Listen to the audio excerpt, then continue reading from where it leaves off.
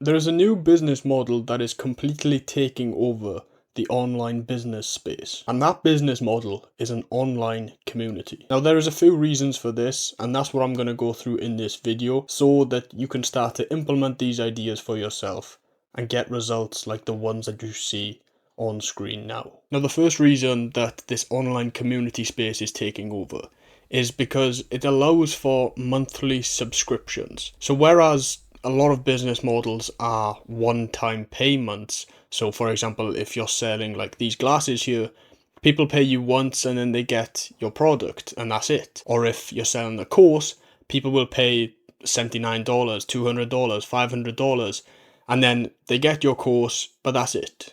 Basically, you sell them something, they pay a one-time payment, and then they never pay you again because they've got the product or they've got the service. However, intelligent business owners know that this is not necessarily reliable. You look at some of the biggest businesses in the world, the Netflix, the Amazons, the Xbox, they all push for these subscriptions. Netflix has a monthly subscription, and then you get all the different shows every single month or every single week based on your subscriptions.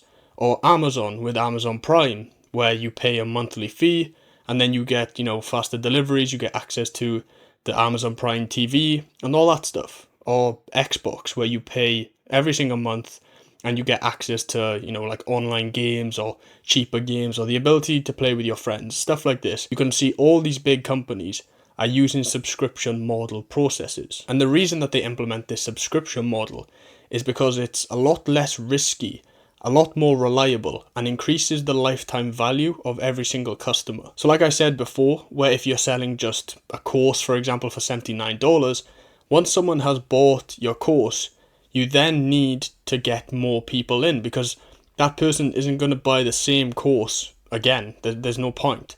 So the lifetime value of a customer in that example is however much they pay for the course. So if your course is $100, the lifetime value of your customer is $100. Whereas if you're selling an online community and people pay maybe $50 a month to be in your community, you can still sell the course on the community, but then they stay around for the community aspect of it.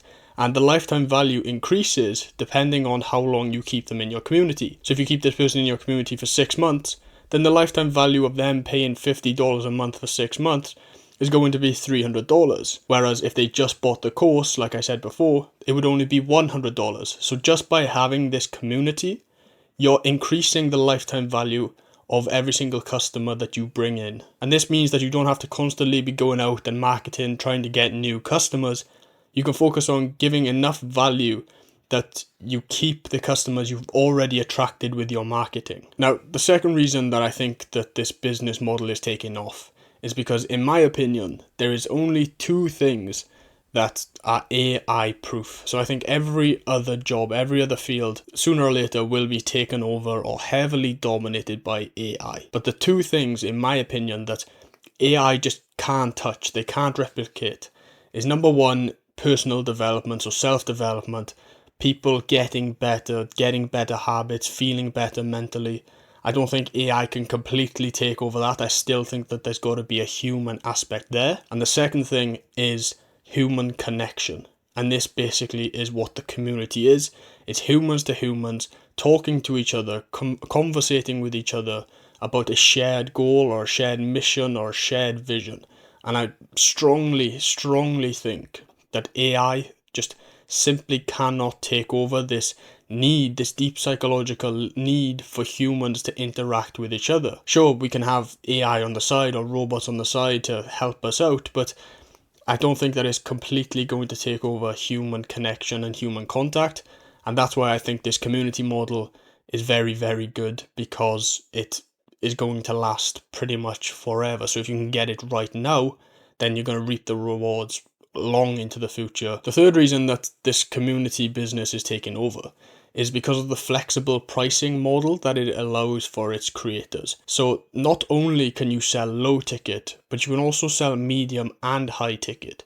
So depending on your product or your service, you can price accordingly, right? So you can either have a low ticket community. So for example, my community where I teach online businesses and entrepreneurs how to grow and scale their community using Skool, my community is $1 per month. And then there's obviously like upsells, and people who work one-to-one with me pay a lot more than that. But to actually get in my community, it's $1 per month. It's the lowest ticket community possible, apart from making it free. So it allows you to have a very cheap community.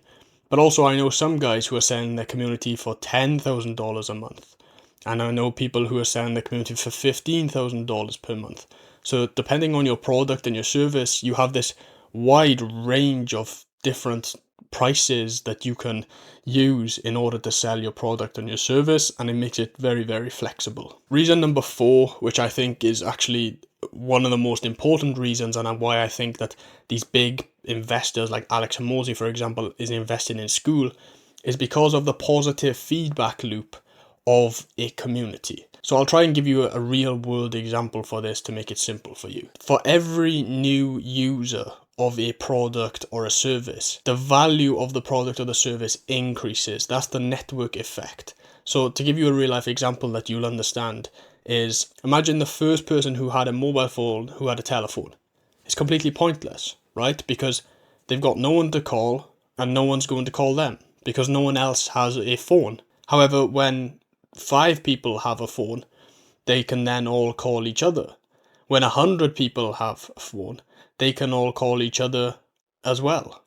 And when millions or billions of people have telephones, then people can easily communicate with each other.